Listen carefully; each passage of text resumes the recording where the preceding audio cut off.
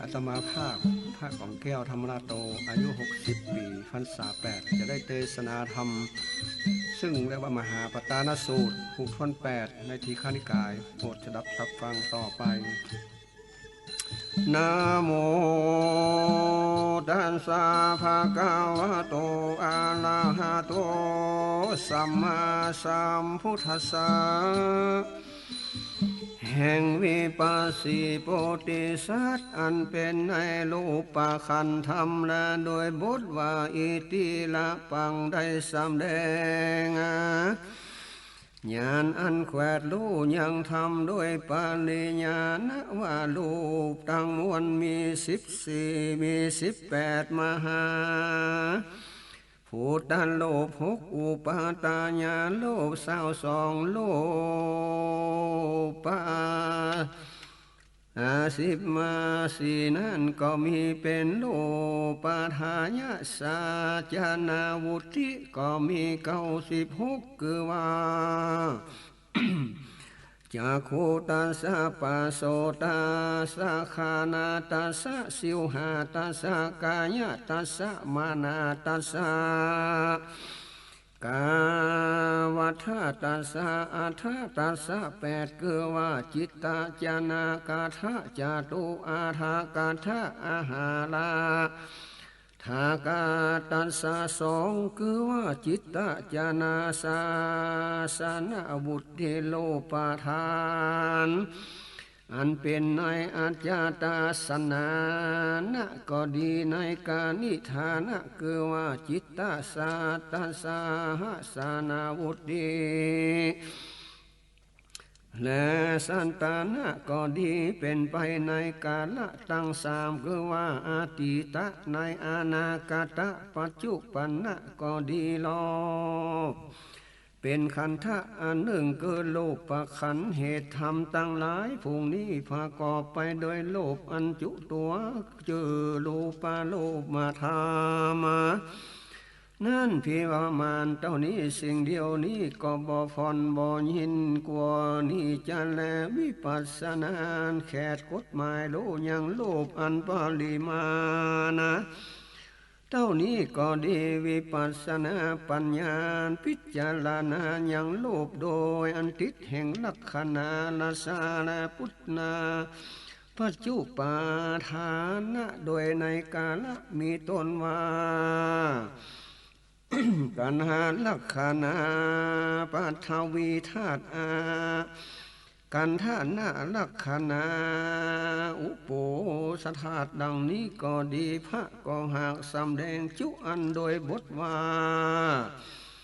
อิโลปังนั้นและโดยบทว่าอิโลปัสสะสมาทะโยนั้นพระก็ได้สำแดงอย่างอุตตญญาณอาณาบังเกิดแต่วิปัสสีโพธิสัตว์โดยสามารถอันลำเปิงหันยังสมุทธะก็ดีและแห่งรูปขันธ์ธรรมรูปขันตัสสะสมุตตะยังปัสสานันตะอิมานิปัสสาลลักขณานิวัปปติวิปัสสีโพธิสัตว์แดงหันยังอุตตละโลภขันธ์อันนั้นก็หันยังลักขณะตั้งหลายนั้น4อันดังนี้อวิชชาสมุตตัสสะโลภะสมุตตโยเป็นลักขณะอันหนึ่งตัณหาสมุตตโยรูปสมุตตโย2และกรรมสมุตตารูปสมุตตโยเป็นลักขณะอันทวน3อาหารสมุตตญารูปสมุตตโยเป็นลักขณะญาณอันทวน4โพธิสัมมาเล็งหันลักขณะนี้โดยอันติดแห่งปัญจธรรมเปิงโลโดยสัตตะดังนี้แลโลภะสมุตโยขีญาณเกิดแห่งโลภโหติก็มีอวิชชาสมุตญาเหตุอันบังเกิดแห่งอวิชชาในอดีตภาวะและสัตตละอเนสัมพุทธญะสัทธากาวอุปาต ตะวิกาวาสมุทธะอันกล่าวอาติภาวะหือแปลเป็นภาษาลักษณะว่าอวิชชาสมุตัสสะมักว่าปอปุริมะภาวะสังสิทาญะวาอวิจจาญาสาหิในเมื่ออวิชชาอันแล้วไปในปุริสะอมสาวะและมีดังอันรูปัสสะสัมพุทธโยขีญาอันเกิดแห่งโลกโหติก็มีอิมานสมิงภเวในภาวะอันนี้ตัณหาสมุตตโยในเมื่อตัณหาอันแล้วไปในปุริสภาวะมีดังอันโลปัสสะสมุตตโยขีญาอังบังเกิดแห่งโลกโหติก็มีอิมัตสมิงในภาวะดังนี้กรรมสมาตุโยในเมื่อกุศลกรรมอันเลวในปุริสภาวะอันก็ดีโลปัสสะสมุตตโยขีญาอันเกิดแห่งรูปในภาวะดังนี้โหติก็มีอิติอินทรีย์ทุกขีโสนาสีสินเตอุเปขินทินติเวทนาเป็นหกโดยติดแห่งเจ็ดสกายะคือ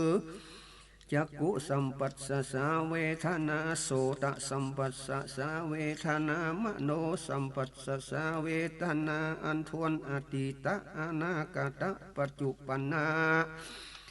รวมกันตั้งมวลเป็นขันธ์อันหนึ่งคือเวทนาขันธ์และญาณอันแขวดกฎหมายรู้ยังเวทนาขันธ์โดยปริมาณก็ดีญาณอันตัดสรู้ยังเวทนาโดยลักษณะสัมปัญญุปาทานะในมีต้นว่าอิทาลม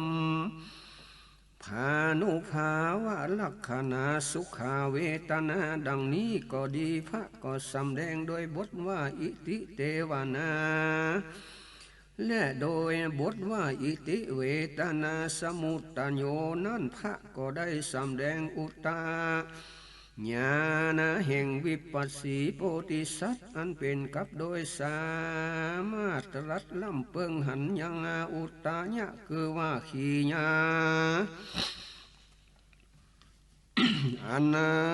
เกิดแห่งเทวขันธ์เทวขันธสัญญายะยังปัสสันโดปัสสันโตอิมานิปัญญลักขณานิปาทิวิปัสสีโพธิสัตว์อันเล่งหันยังอุตตะญะแห่งเวนาเวทนาขันธ์ดังอันก็หันยังลักขณาตั้งมวลและอวิชชาสมุตตาญะเวทนาสมุหตาโยเป็นอันหนึ่งตัณหาสมุหตาญะเวทนาสมุตโยเป็นอันหนึ่งกรรมสมุตญาเวทนาสมโยเป็นอันหนึ่งอัญญสามัตตุญาเวทนาโยเป็นอันทวนสี่โพธิสัตว์เล็งหันลักษณะตั้งสี่ก็หากติดโดยปัญจญาธรรมสัตตะหากเปิงรู้นิปติลักษณะนิปติลักษณะสี่โดยอันติดปัญจธรรมดังนี้ก็เล็งหันยังอุตตะญะอุตตะลักษณะแห่งเวทนาขันธ์อันติดลักษณะเป็นลักษณะตั้งมวลสี่เวทนาขันธ์วิปัสสีโพธิสัตว์เจ้าอันมาลำเปิงหันยังวะญะคือว่าขีญาอันดับอันบ่เกิดบ่เป็นได้แห่งเวทนาขันธ์ดังอันก็หันยังลักษณะตั้งหลายสี่อันอวิชญานิโรธโธนิโรธาเวทนานิโรธโธเป็นอันทวนหนึ่งตัณหานิโรธาเวทนานิโรธโธเป็นอันทวนสองธรรมะนิโรธาเวทนานิโรธาเป็นอันทวนสามฟัสสะนิโรธาเวทนานิโรธโธเป็นอันทนสี่โพธิสัตว์เจ้าเล็งหันวะญะลักขณาสี่เป็นเวทนาสันนิหากติดโดยปัญจญะนิโรธ ถ้าเปิงรู้สัตตะดังนี้แลเวทนานิโรธโธขีญาณดับและบ่เกิดบ่เป็นได้แห่งเวทนาโหติก็มีแลอวิชญานิโรธาเหตุอันดับแล้วบ่เกิดได้แห่งอวิชชาอวิชชาละหันตามะคะพละสียายังเวทนานิโรธโธเหตุอันดับไปแล้วบ่ปังบังเกิดมีเหตุอันดับและบ่บังเกิดวิบากใดแห่งกุศลกรรมและกุศล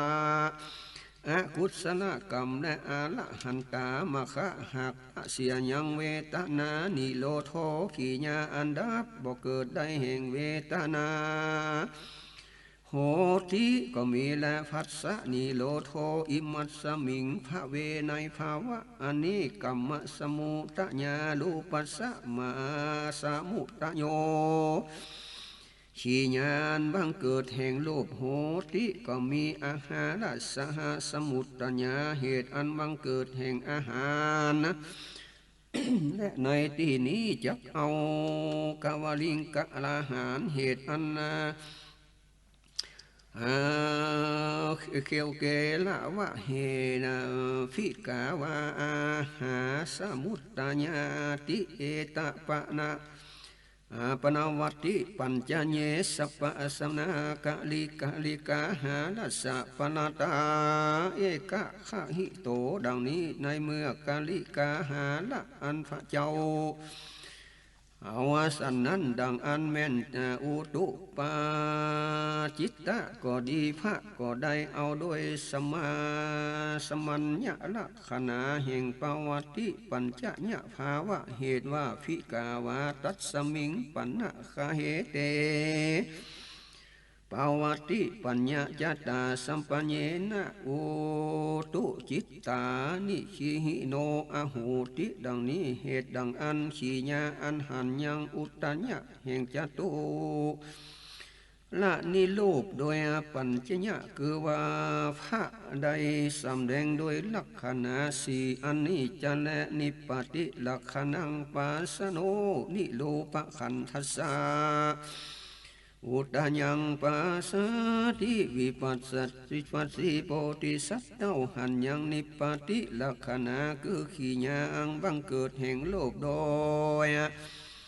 ปัญญาสมิงสิ่งเดียวดังอันก็มีโดยแต่ก็ยังหันอุตญะคืออุปาตาลักษณะแห่งโลภขันธะอันก็อันติดนะโดยลักษณะอันทวนสี่รูปขันธสะอุตัญญาสันโตอิมานิปันนาจลักษณะนิปัสสติวิปัสสิโพธิสัจเจ้าอันหันยังอุตัญญะคือว่าอุปาตัญญะลักษณะเหตุรูปธรรมอันนั้นดังอันก็ชื่อเล่งหันยังลักษณะสี่อันอยู่นี่แหละโดยบทว่าอิติรูปัสสะอาคังคละโมพระพุทธเจ้าได้สำแดงยังวัสลักษณะแห่งวิปัสสิโพธิสัตว์เป็นอันสามารถลำเปิงยังอัฏฐขโมคือขีญาอันดับแห่งโลกปะขันโลกปะขันตะวะสังสัมปโนอิมานิปัสสะลักษณะนิวิปัสสิโพธิสัจเจ้าอันมาลำเปิงหันยังวะสะคือขีญาอันดับแห่งโลกปะขันทั้งหลายดังนี้อวิจจานิโรธโธรูปานิโรธโธเป็นลักษณะแห่งตัณหาอันหนึ่งตัณหานิโรธารูปานิโรธโธเป็นลักษณะทวนสองและทวนสามอาหารละนิโรธารูปานิโรธโธเป็นทวนสี่โพธิสัจเจ้าหันยังลักษณะสี่ดังอานารูปะนิโรธโธขีญาอันดับแล้วบ่เกิดบ่เป็นด้วยในโลภปัสสะแห่งโลภธรรมอานาคาตะก็มีและอวิสานิโรธามากว่าอวิสาอนุปาปะนิทะโตเหตุอันใดดับแล้วบ่เกิดบ่เป็นแห่งอวิชชาและอรหันตะมัคคะพละละเสียโลปะนิโรโธ ขีเนื้ออันดับเสียยังบ่เกิดได้แห่งรูปอันเป็นอนาคตะโหก็มีและตัณหาสิเน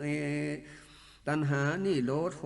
เหตุอันใดดับเสียแล้วบ่เกิดเป็นอันใดแห่งลักอาละหะมัคคะหากละเสียแล้วโลปานีโลดโหขีญาอันดับบังเกิดได้แห่งรูปอันเป็นอนาคตะโหติก็บ่มีก็มีกรรมะนิโรธโหเหตุอันบ่ได้บังเกิดวิบากได้แห่งกุศลกรรมอันอรหันตามรรคะหากกำจัดเสียแล้วอาหาละนิโรธโหมักว่าปาวัตตะปัญจญะยัสสะกะปะจือว่ากาหาละสาขเวในเมื่ออันหาบ่ได้แห่งสัพพจิกาหารอันเป็นปัจจัยให้เกิดให้เป็นมีสันนิรูปะนิโรธโธ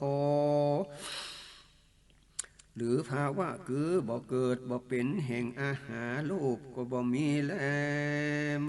มังคันกะปาทิสาหาละผู้เป็นสมุทฐานและมีดังนี้อาหาละจะรูปอันผู้สมุทฐานิกาก็บังเกิดบ่เป็นได้แลกกัปปะนิกาหาละอัตตาเวคาหิเตอุตุจิตานางอาสาวคาหิโตในเมื่อสภาวะแห่งกัมปาจิกาหาละอันพระเจ้าได้เอาดังอันแม่นภาวะแห่งอุตุและจุและจิตะพระก็บ่ได้เอาเหตุอันนั้นขีญาอันได้หันยังเนี่ยวะเนี่ยคือเสียงอันดับแห่งจตุสมุทานี่กันโลกแห่งอันดับแห่งปัญจคะนิวาพระหากได้สำแดงโดยลักษณะสีและวิปริณามลักษณะสันโตปิโลลักขณัสสะมัญญังปาวะสันติสิปัสสีโพธิสัตว์ลำเปิงหันยังวิปาลิกามลักษณะแห่งรูปสิ่งเดียวอันติดโดยปัญจญะโดยอันบ่มีโดยมีแต่โพธิสัตว์หันยังวะญะคือฟะควังคะลักษณะแห่งรูปขันธะโดยอันติดแห่งขณะและเป็นลักษณะอันทนสีรูปขันธ์สวะยังปันโนอิมานิปัญญลักษณะนิปัสสายติคือว่าโพธิสัตว์หันยังว่าเนี่ยขีภาวังคะแห่งโลกทำดังอันก็ได้ชื่อว่าหันยังลักษณะตั้งหลายห้าภูมินี้และพิจารณาเท่านี้ก่อนและอุตญาญาญันนาญาณะอันเป็นในเวทนาขันธ์โปเปิงโลด้วยอาการดังนี้อิติเวทนาสมุตโยอิติเวทนาอายังมะโคเปิงโลสัตตปะดังนี้อายังธรรมจติอันว่าธรรมจาติอันนี้เวทนาวิวาเทวตนาอายังเวทนาอันว่าเวทนาอิติมว่าเวตัณหามีพามานเท่านี้สิ่งเดียวเวทนาหรือเวทนาอุยังอันยิ่งกว่านินัตถิก็บ่มีสมุตโยขีญาอันบังเกิดเวทนาแห่งเวทนาโหติก็มีและอิติมักว่าเอวังโดยภาการดังนี้โดยบทว่าอิติเวทนาภะก็ได้สำแดงญาณอันตัดสโลยังเวทนาโดยปริมาณว่าเวทนามีสามประการสุขเวทนาทุกขเวทุกขสมุทายเวทนาเป็นสามสันนิติดโดยจาติเวทนาเป็นสี่โดยอันติดแห่งอินทรีย์ดังนี้คือสุขีอิทาเหตุอันดับแล้วบ่เกิดแห่งภัสสะวิปาริกาลามาธรรมังปัสสันโตวิเวตนาขันสยังสาธิวิปัสสีโพธิสัตหันยังวิริยามะลนาขันแห่งเวทนาดังนี้ก็หันยังโห ว่าเนี่ยฟังนาค่าขันธะแห่งเวทนาเป็นลักษณะอันทวนหาเวทนาคานภาวังกะแห่งเวทนาขันดังนี้ชื่อว่าหันยังลักษณะหา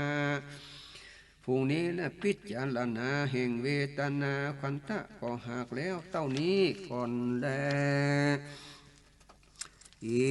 ติสมัญญาญะสมุตตโยอิติสมัญญาญะพระคังโมโดยบาลีพระมานเต้านี้พระพุทธเจ้าได้สำแดงยังวิปัสสนาแห่งวิปัสสีโพธิสัตว์อันเป็นสัญญาณขันเปิงโลสัตตะทะอันนี้อะยังธรรมจติอันว่าธรรมจาตอันนี้สัญญา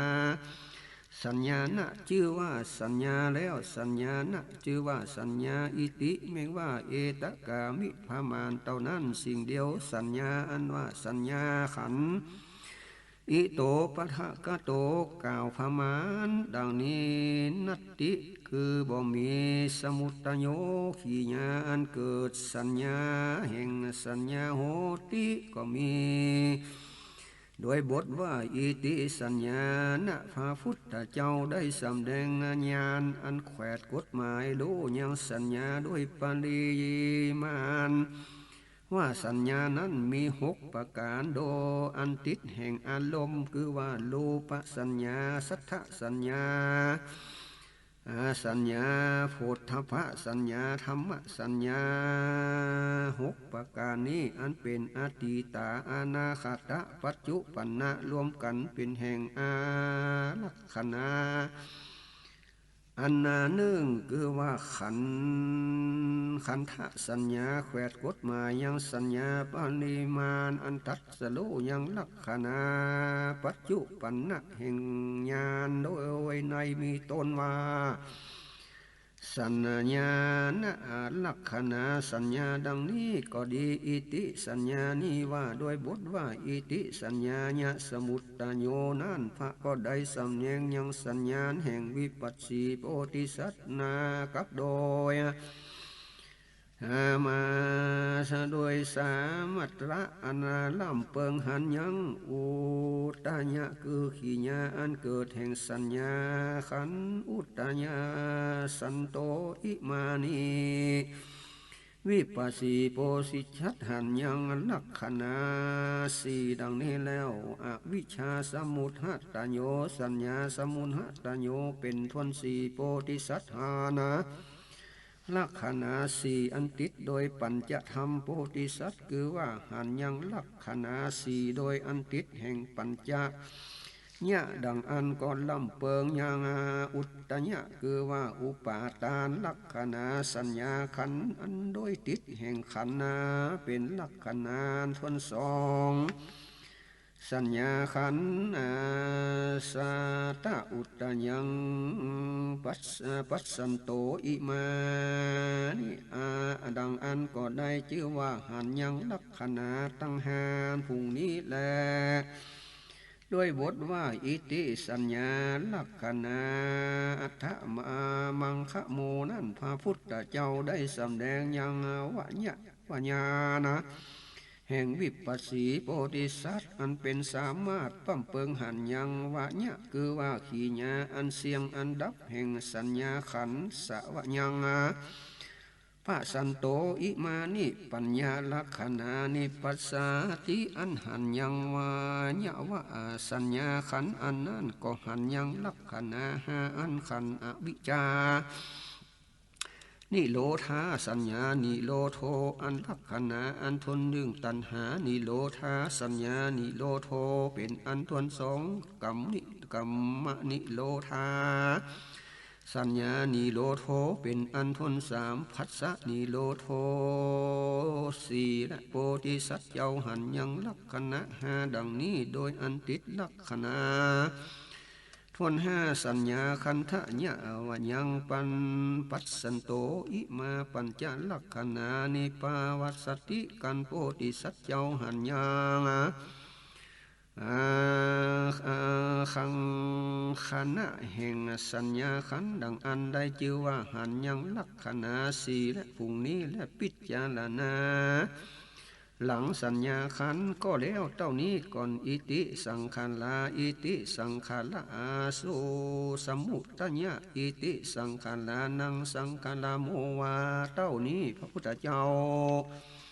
ได้สำแดงวิปัสสนาแห่งวิปัสสีโพธิสัตว์เจ้าอันเป็นในสังขารธรรมตั้งหลายเปิงโลสัตตาดังนี้อิเมธรรมาอันว่าธรรมตั้งหลายผู้นี้พัสสะตะโยพีพัสสะเป็นโตนะสังขารชื่อว่าสังขารสังขาราชื่อว่าสังขารตั้งหลายอิติเอกาตามิพมานเต้านิโหติก็มีและสังขารานว่าสังขารตั้งหลายอุตังอันยิ่งอิโตกว่านี้นัตติบ่มีและสมุตตโยขี้เนื้ออันเกิดสังขาราแห่งสังขารดังหลายอิติก็มีอิติมักว่าเอวังดังนี้อัฏฐังมัคโคขีญาอันดับสังขารานังแห่งสังขารทั้งหลายโหติก็มีอิติเอวังโดยภาการสันนีโดยบทว่าอิติสังขาราอันพระพุทธเจ้าสำแดงอย่างวิปัสสนาแขวดกฎหมายยังสังขารทั้งหลายโดยปริมาณดังนี้เจตสิก60ทัศมีภัสสะเป็นตนอันเป็นกาละทั้งสามที่เป็นอดีตะอนาคตะปัจจุปันนะรวมกันเป็นขันธ์อันวิสังขารอาคานะวิปัสสนาอันแขดกฎหมายรู้ยังสังขารตั้งหลายโดยปริมาณดังนี้ดูยังลักษณะรัสสะปัจจะปทานะปาตทะนะแห่งสังขารขันธ์โดยในเนี่ยมีต้นว่าอาภิสังขารตักขณาสังขาราดังนี้พระก็ได้แสดงบทว่าอิติสังขารานี้โดยบทว่าอิติสังขารานาสมุตตโยพระก็ได้แสดงอย่างวิปัสสนาสังขารทั้งหลายสังขารขันธะอุตายังปันสันโตปุญญาลักขณานิปัสสติวิปัสสนาสีโพธิสัจเจ้าเล่งหันยังอุตญะคือว่าขีญาอันเกิดแห่งสังขารขันธ์ดังอันก็หันลักขณาทั้งหลายหาภาการอาติวิจาสมุตตาญะสังขารสมุตตโยเป็นลักขณะอันหนึ่งตัณหาสมุตตาญะสังขาราสมุตตโยเป็นทวนสองกัมมะสมุตตาญะสังขาราสมุตตโยเป็นทวนสามภัสสะสมุตตโยรัสสะสมุตตโยเป็นทวนสี่โพธิสัตว์เจ้ามาเล็งหันลักขณะสี่ดังอันโดยอันติดแห่งปัญหาจะสมุตตะนานิปิติลักขณังนาปัสสันโตปิโพธิสัตว์เจ้าเล่งหันนิปติลักขณะสีอันติดา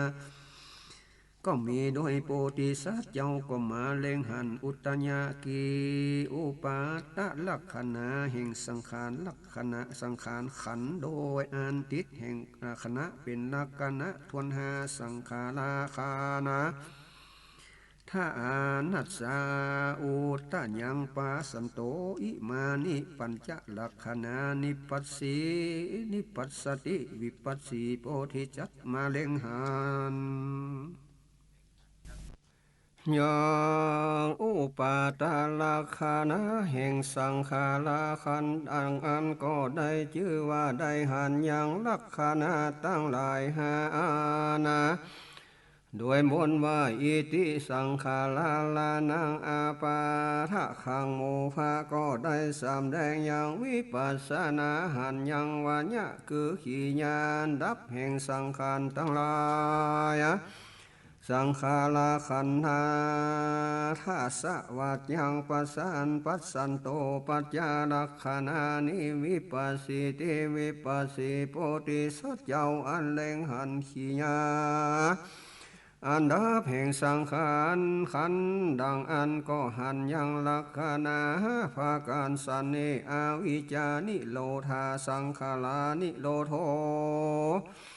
เป็นลักษณะอันหนึ่งตัณหานิโรธาสังขาระนิโรโธเป็นทวนสองกัมมะนิโรธาสังขาระนิโรโธ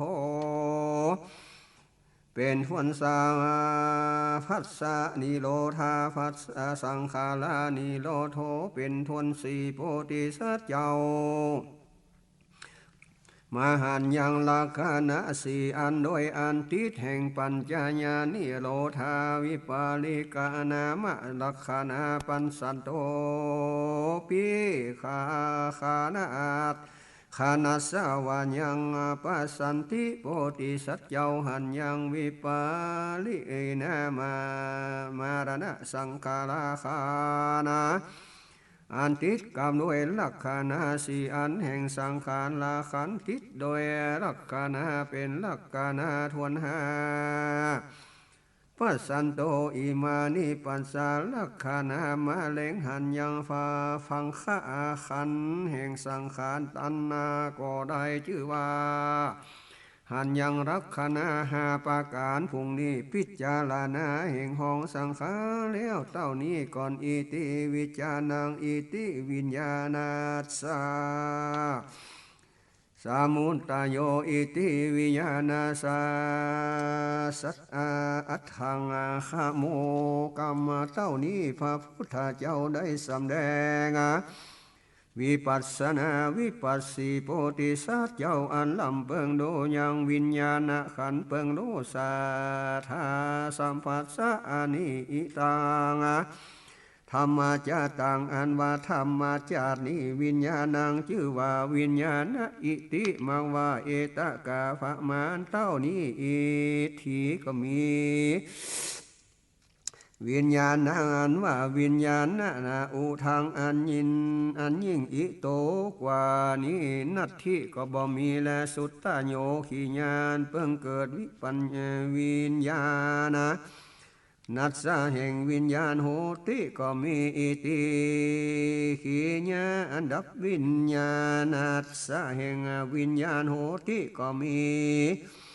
ได้ชื่อว่าวิญญาณอันได้โลกิญาวิบาก32คืออากุศลจิต12โลกิญากุศลจิต16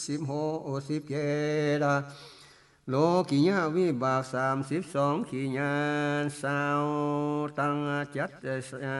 38นี้อันเป็นในกาลตั้ง3คืออาติตา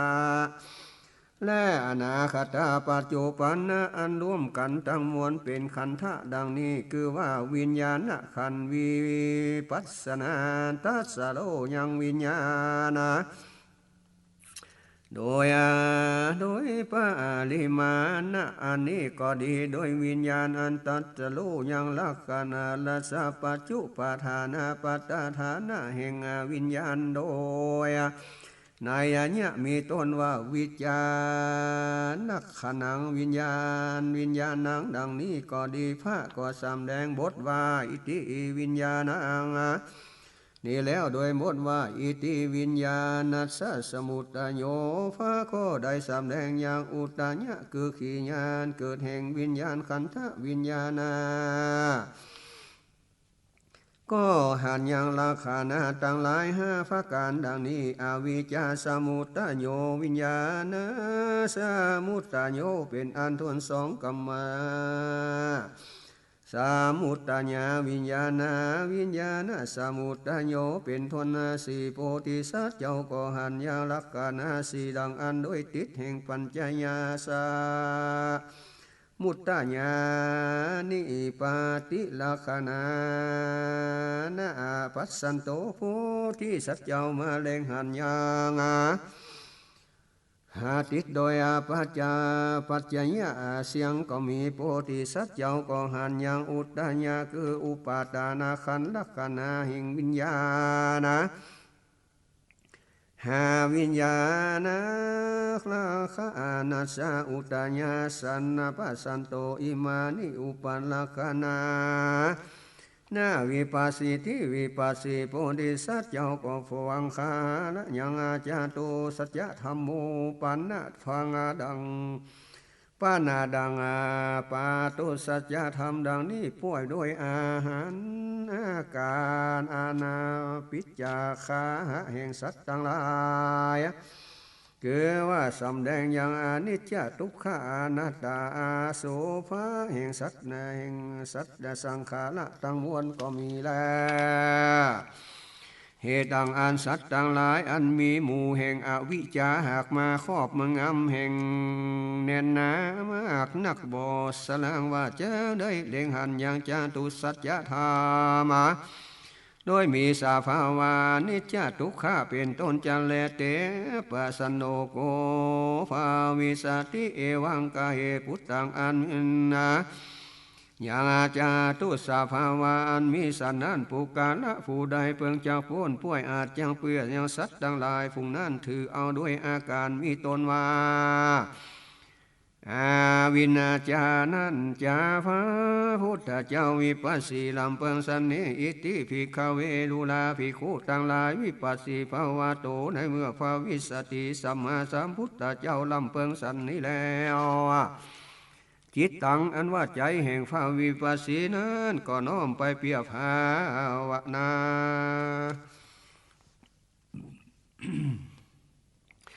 หาคงควายอันหาคงควายบ่ได้นะมาติก็บ่น้อมไปเปียเตสนาอย่างธรรมกรรมสมาปันนัสสะเอวังจัตตังนามินุนาเอสมุตโตโมจิตตาอามิสโนวาสนายุตังปาวุติตวาสะปะยุตังปะโตติในเมื่อพระพุทธเจ้าบังเกิดอย่างจิตอนาบ่มักว่าจักเทศนาอย่างทำสันนั้นก็พุทธา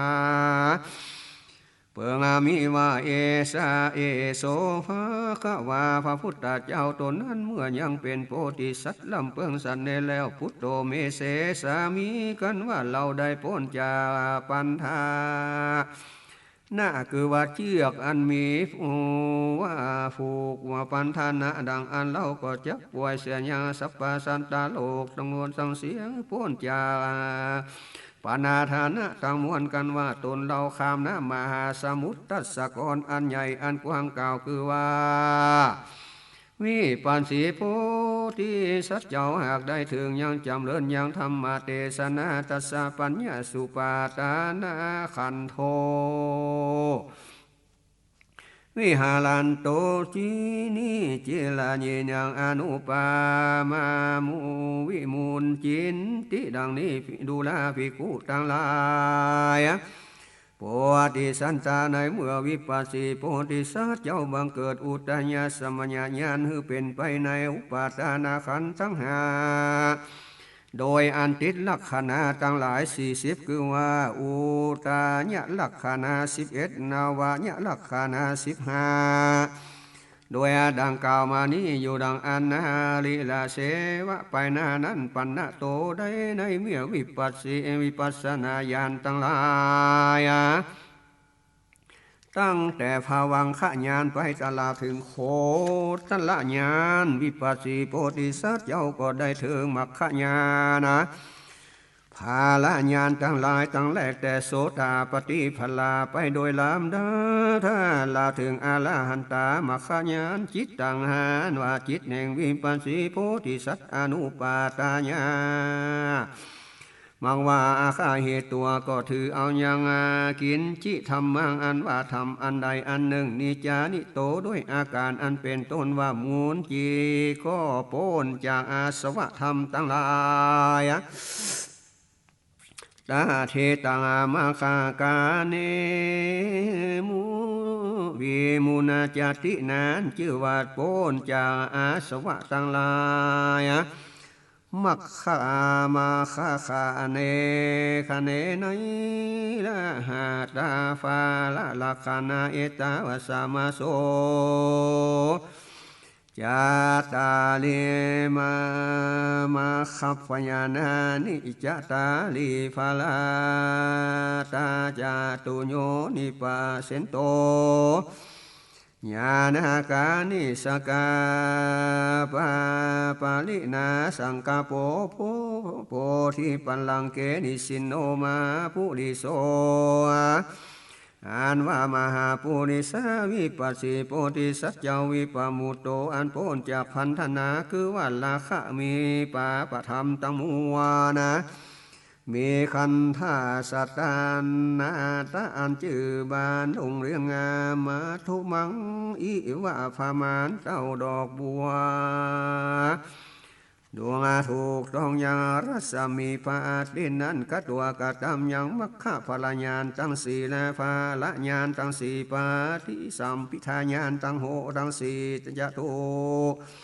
เยนิปาลิปะเจตาอุญาณทั้งหลายก็มีแล้วอาหาตาปา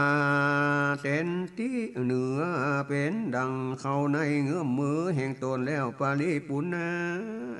สังกะกังโปมีกำพาธนาบัวละมวลเลี้ยวมักได้ถึงสัพพัญญูตัญญาณอันเป็นพาเลี้ยวนิสินโนอันนั่งอยู่เหนือบัลลังก์แท่นเกี่ยวอันเกิดมีแทบเก้าไม้มหาโพอาเทกาจาติสังสารังสันนาวิสังอานิพิสังคากาลังกาเวสันโตโตขาจาติปุณณะปุณังคาหากาลังกาลิกันโทสิปุณณกานังนาคาสิสัพพเตภาสุกาภาคาคาพุทธังวิสังคาติวิสังคาลากาทังตันหากนังคายามา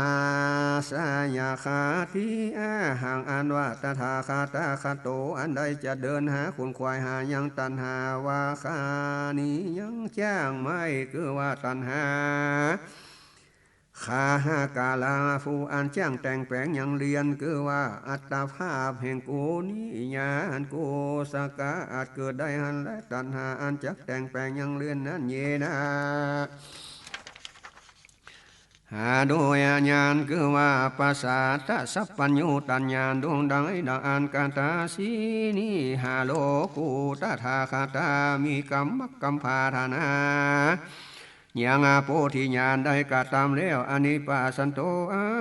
นาวันตาโนอันบ่ได้หันยังสัพพัญญูตัญญาณดวงนั้นเตสันตาวิสัสนาทิสังมังว่าสังสา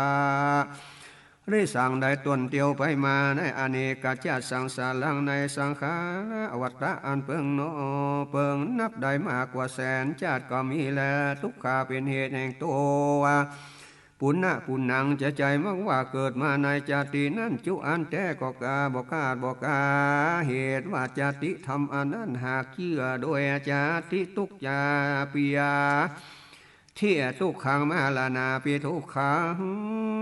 เทในเมื่อคาหากาลนะคือว่าตัณหาผู้แปลงเลี้ยนคือภาวะตนกูนี่อาทิเทมะกูตถาคตาก็บ่ได้อาหันโดยสัพพัญญูตัญญาณเตระสาสาติอันว่าชาติอนันนาคาปวัตตันติก็บ่ได้กลับคืนมั่งว่ายังเกิดเป็นไปนาบ่ขาดสายดังอันกูตถาคตาจิ้งคงควายพิจารณาหายังต่างอันผู้เป็นแจ้งแปลงเลี้ยนจึงได้ต้นเตียวไปมาในวัฏฏะสงสารและกากาลังดูลาแจ้งแปลงเฮียนคือว่าตัณหาตวงอันวัตานมะญายังกูตถาคตาอันได้ถึงยังสัพพัญญูตัญญาณต้านก็บอกว่าจักได้แต่แปลงอย่างเรียนอันกลัวคือเหตุคือหะคือว่าตัณหาอัตตาภาวะโตนแห่งกูเนในกาละเมื่อไปโดนจะแลสปาเตธาสุกาซึ่งเรียนตะมวนแห่งกูคือว่ากิเลสธรรมนาฟุงเศษสโลกัวตนตันสัพคาหาอนาคูตถาคตะหากได้หันหักแล้วกาตมกรรมจัดเสียยังดาบเทียนกาคือว่าโคมาคือว่าอรหันตามัคคญานะ โดยเป็นเครื่องประดับยังเคหะคือว่าอัตตาภาคตนแห่งกูนี้วิสังขาตังวิสังขาละกะตังสิตังอันกูหากได้กำจันเสียแล้วมาจิตตังอันว่าจิตแห่งกูกะตังอนุปาวิสังเข้าสู่นิพพานโดยสามารถอันกะตำเป็นอลัมมานะอาหังอันว่ากูตถาคตาอาทิกันโตหากได้ถึงแล้วตัณหานังขะยังอันเสียงแห่งตัณหาสมิงก็มีและตัณหานังขะยังโสลาปาฟาได้อาละหันตามะคะปะละในหนึ่งแล้วได้อาละหันตาภาละเมื่อว่าตัณหาในอาละหันตามะคะดังอันใดโดยมุขายะแท้และเมื่อตัณหาใดเต้าว่าใดด้วยอุปาจารลำอุปาจารละสิบถูกเหตุอุปาจานะดังอุตาละวาเสมเสมโหกุญโจนันอโยนะวาเสวังสัมมาวิมุตตากามาปโนสาตาลิยังอาเสเวโสในเมื่อเปลวไฟสาลาโตอันลุ่งเรืองก่อสา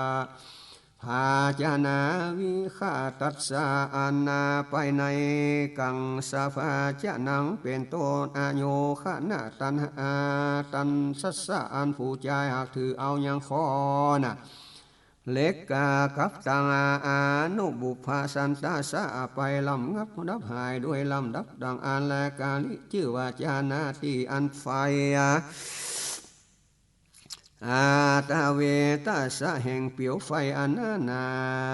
นะญาติก็บ่ฟากฏญาธาอุปมาสันไดกีญา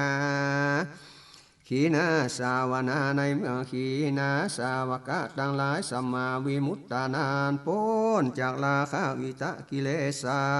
สะโดยอริยมรรคกามาตโนตันหาแล้วก็ข้ามพ้นจากกาโมคะเป็นโตนะอันเปิงกล่าวชื่อกามาพันตาปันตังอันเสื่องจาลาสุตังหันยาจาลาสุอันบลอขาเตียนวาจานะที่ไปเตสังขีนะสาวกานังแห่งขีญาสังวาสตั้งหลายฝูงนั้นนัตถิโอวาลามาภาติอันปุกกาละบ่ได้ปัญญาเปตุงเปียตังวายเอวังด้วยภาการดังอันอาภิปายามักว่าจายผู้เป็นจังตองจังแต้มแปงอุกังสภาจะนั่งต้นว่าหาอันนำไปแล้วเตี้ยดังอันอุกังสาภาจะนางอันนาใสในเตาไฟเผาเข้าหือร้อนหือแดงแล้วเอากิมมากีบออกมาวางเหนือนาตั้งแล้วเอาค้อนเล็กมาตีไหลหือเลี่ยมป่าปะกังสาภาจานะอันนั้นไปโดยเปียวไฟอันไม่ในกางสาภาจานะนั่นก็ลำงับกับหายไปโดยลำดับและอีติคือว่าฐานะอันไปสู่เปลวไฟอันดับนั้นบ่ภาโกระแห่นแก่ผู้กลาได้สักโคนาอุปมาสันใดในเมื่อฟาลิยะเจ้าทั้งหลายมีสัพพัญญูตัญญาณพุทธโพนจากราคะเกือกิเลสธรรมด้วยอรหันตามคาพลาญาณคำโพ้นจากโอคะธรรมสี่ประการนะมีกามาโอคะเป็นต้นถึงบ่เนี่ยถึงปรินิพพานโดยปารินิพพานาธาตุดังอันคติวิจารณะที่ไปแห่งพาริยะเจ้าทั้งหลายอาณาผู้กาละผู้ใดผู้หนึ่งบอกเพิ่งใดด้วยปากติว่าลัมคาติทั้งสี่ประการมีตนว่ามนุสคาติและเทวาคาติอาณาพระอาริยะเจ้าทั้งหลายเป็นต้นว่าสัพพัญโยพุทธภูงปรินิพพานไปสู่คาติอันมีดังนี้จะบันลังติดว่าสันนั้นก็บ่ได้ก็อุปมาเตรียมเป็นดังเปลวไฟอันลำงับโดยไฟนั่นแหละห หาเอวังปานาสิกาโลนโตสาลาตาสุริโยสุริยะจันโตพระวิปัสสีสัมมาสัมพุทธเจ้านั่งอยู่เหนือโพธิบัลลังก์การกัตตมานะสามนสิการเพื่อใจโดยคาถาดังกล่าวมานี้ก็มีในองค์ตนพระกอบไปโดยสัมปันนะรังสีอันลุ่งเรื่องงามพระโกนมุนตนพระอาทิตย์พระจันทร์อันลุ่งเรื่องงามไปในอากาศปราศจากกิจฟ้าและเมฆและปาริสุทธิ์ดังนี้และตุติยาภาวางาวิปัสสีพระขาวาโตพระพุทธเจ้าก็สำแดงยังปาริวิตักกะอันเกิดมีแก่พระวิปัสสีสัมมาสัมพุทธเจ้าว่าภิกขเวดุลาภิกขุทั้งหลายอาทาโตในกาลเมื่อนั้นกัมตริติลำเพิงแก่พระเจ้าวิปัสสีอาเตโตนิขาเสกคือลาคาติปาปธรรมหากได้กำจัดเสียแล้วสมาสัมพุทธัสสะอันตรัสโลยังใหญ่เนี่ยทำทั้งมวลด้วยตนก็ดีอิติด้วยประการดังนี้ญาณูนาควรแลอาหังอานวากูตถาคาเตเตสังเปิงเตสนายังทำแด่เตพระวิปัสสีโพธิสัตว์ดำเปิงสันนี้แล้วพุทธาพุทธัสสะธาเมสัตตาเหโสกิลพุทโธหุตวาเจติโยอาทาสิสันตาหังเตนะจังกะเมวะจังกะมิแต่และกรรมมีตกอันหนึ่งเกิดมีแก่พระพุทธเจ้าวิปัสสีนายสันตาอันทวนเจตนับแต่กาลละอันไปในรูปสัญญาญาณได้แต่ดังอันได้รู้มาแล้วพระพุทธเจ้าวิปัสสีตรัสสัพพัญญูตัญญาณเป็นพระพุทธเจ้าวิปัสสีได้ตรัสเป็นพระพุทธเจ้าในเดียนวิสาขมาศเพียงแล้วก็นั่งอยู่เนียวาระรัตนาแต่ก็ไม่มหาโพเสียงสาสะอานาคือว่า7 วันในเมื่อเสียงแห่ง7 วันฟ้าแล้วพระกาลุกจากโพธิบัลลังก์ก็ไปยืนอยู่ที่อามิสเจติญาพอเล็งโดหานารัตนาปัลลังการโดยพระเนตรตั้งสองก็บอกพับมา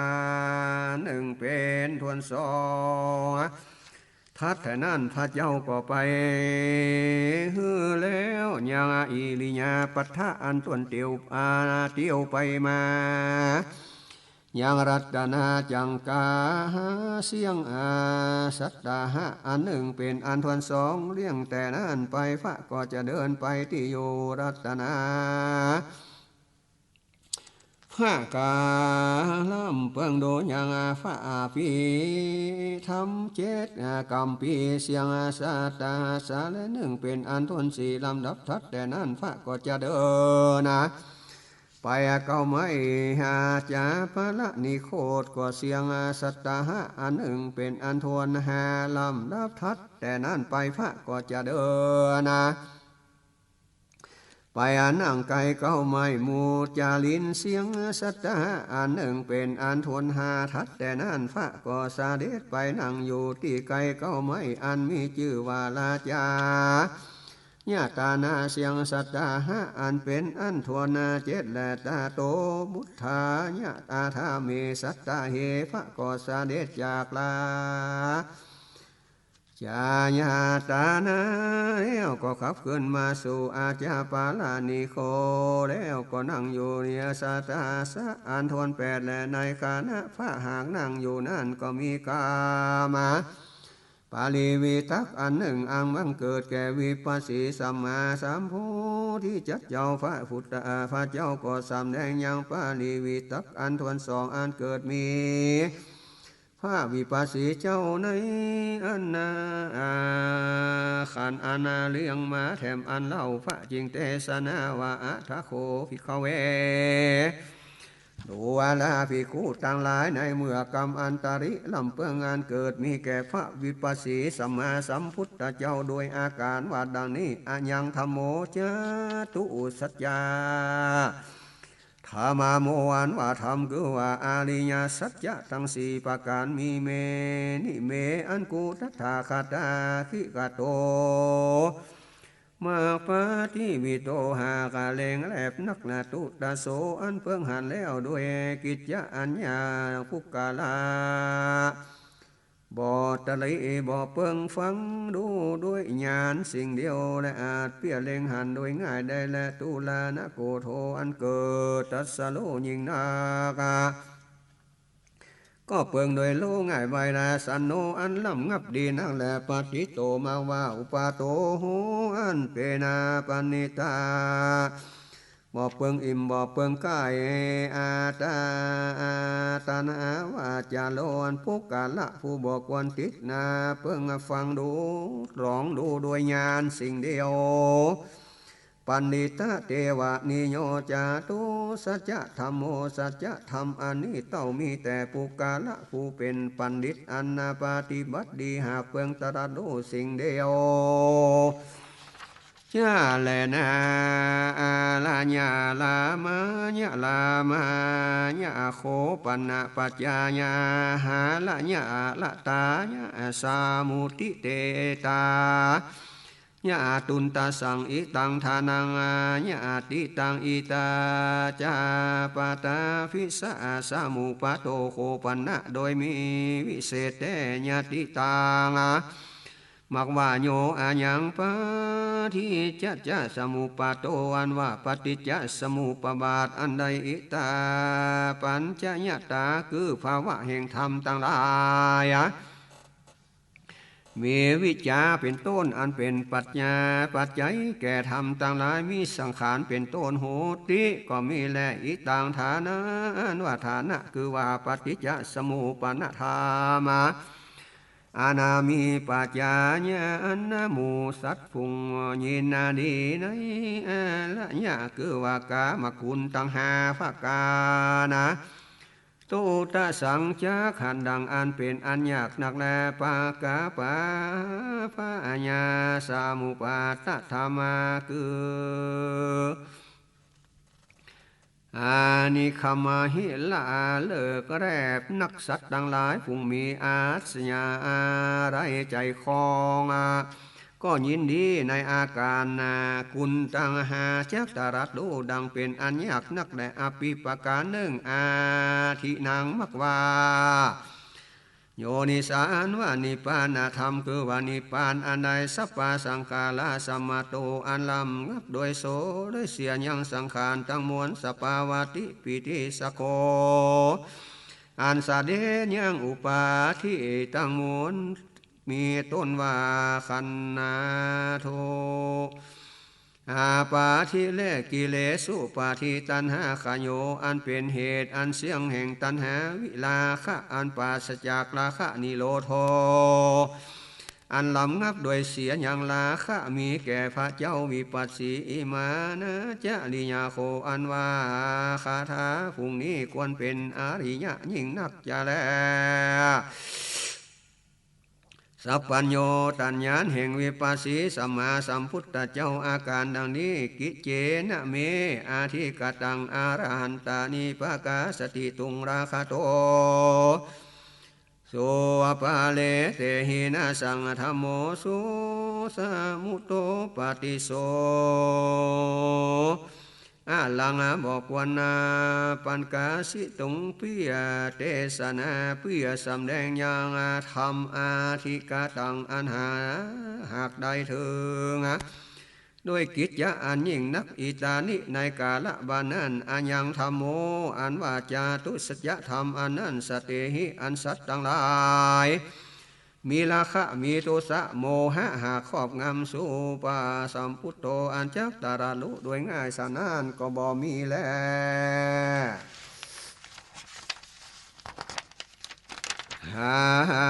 โดยมาเหตุดังอา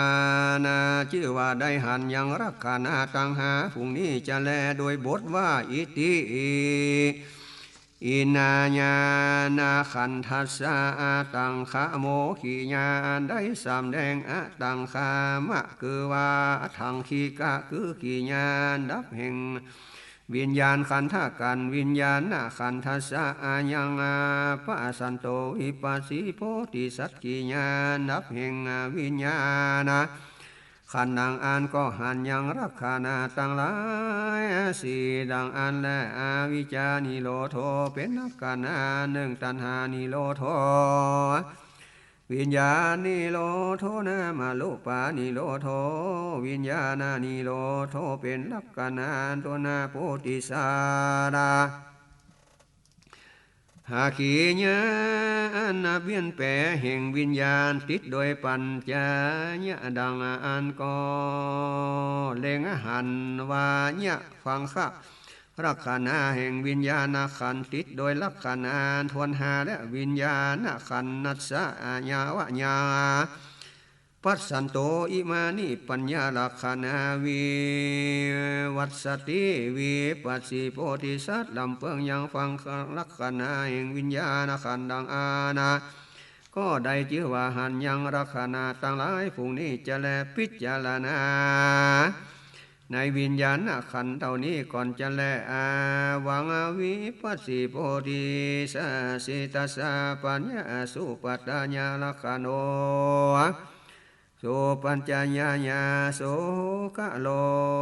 พระพุทธเจ้าก็สำแดงญาอุตตญาณปัญญาอันเป็นอุปาทานขันธ์ปัญจนะอันเกิดมีแก่วิปัสสิโพธิสัตว์เจ้าโดยประการสนิที่ว่าจักสำแดงอย่างโลกิญาโลกุตตรญาณนั้นมีในอรหันตาภรญาณเป็นโตเป็นที่แล้วแห่งภาวะดังอาญญางตัสสะ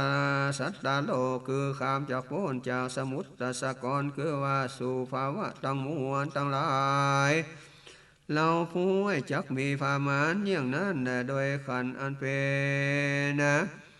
พุทธสาวกะแล้วก็กะตำหือแจงยังภาคะพระนิพพานันจะมังว่าเราบ่พโยจนะเป็นพุทธสาวกะและเราก็จักสร้างโพธิสมภารนั้นเป็นเหตุแห่งสัพพัญญูตัญญาเตสัพพัญญูตังปาปุณิตวากันว่าเราได้ถึงสัพพัญญูตัญญาเป็นพระพุทธเจ้าแล้วดังอันเราจะยังสัตตโลกดังเทวโลกจักดังอยู่โพนาปวนแปรอันใหญ่แปลงแปรอันใหญ่ไหลกว้างกว่าคือว่ามาคาภาละทำแล้วก็นำคามพ้นจากโอคาวัตสงสารถึงฝั่งกำนาคือเนลาปานฟ้าก็มาลำเปิงดังนี้แล้วจึงตัดโพธิญาณผาธนาลำเปิงยางสามีติงสะปาละมีบัวละมวลแล้วจึงได้ถึงอย่างสัพพัญญูตัญญาผู้และว่าบ่เกิดจิตอันบ่มักไข่เทศนาธรรมดังอันพระก็เพราะเหตุนั้นจาขมาพุทธาญาโพธิสัตว์ชนีอาทากาถาจารย์เจ้าจักวิศาสนายังกรรมอย่างนั้นจึงกล่าวว่าอาสัญญาเมตังปัญจเวลคณานุภาเวนาปัญญาสติจังนากรรมอันนั้นก็มีแลปัญญาโดยมีแต่แลพระพุทธเจ้าถึงภาวาหาคงคุยบ่ได้ก็มักไข่เทศนายังทำสันนี้ก็มีและอนุภาวะแห่งปัจจเวคณะญาณดังลือในยามเมื่อพระพุทธเจ้าวิปัสสีตนนั้นถึงสัพพัญญูตัญญาณบังเกิดปัญจเวคณะล่ำเพิงดูยังสภาวะแห่งสังขารทั้งหลายอันมีกลุ่มป่าไม้คือว่ากิเลสแต่ธรรมอันแน่นหนาก็ดีลำเพิงโดยยังพินนารัตตาแห่งธรรมก็ดีสัตตานังกิเลสาข้าหานากิมาฟิเอลาภาวะแห่งจตุสัจธรรมก็ดีเหตุเป็นอันภาโกดาด้วยภาการตามมวยแก่พระพุทธเจ้าท่าในกาลนั้นพระพุทธเจ้าจึงลำเพิงพระจึงลำเพิงว่าดังนี้เอเมสันตาอันว่าสัตว์ทั้งหลายพวกนี้กิเลสาสภาติการเต็มไปโดยกิเลสธรรมากินจิกัมปุณณระวิญญา เสมอดังน้ำมาโตนอันเต็มไปโดยน้ำมาสมนั่นแหละตาสักกะภาวิตาจติวิญญาเหมือนดังไหลอันเต็มไปโดยน้ำหาสักกะคือว่าน้ำนมวานาสมนั่นแหละสาภาวาสาเทวาสิกาโลเสมอดังดาภาพื้นอันเก่าอันจุ่มมาน้ำนั่นแหละหานาอุสัญญากิตาสาโสวิญญาเสมอดังปุกกะละภูติดแปดโดยอัญญตาญาณะคือว่าน้ำย้อมอันนาเดียวนั่นแหละอติสังกิเลสาธาสัตว์ทั้งหลายเป็นนามุนอันมองยิ่งนักและขาติโดยลาคะและมีโตสะหากตำร้ายล้นล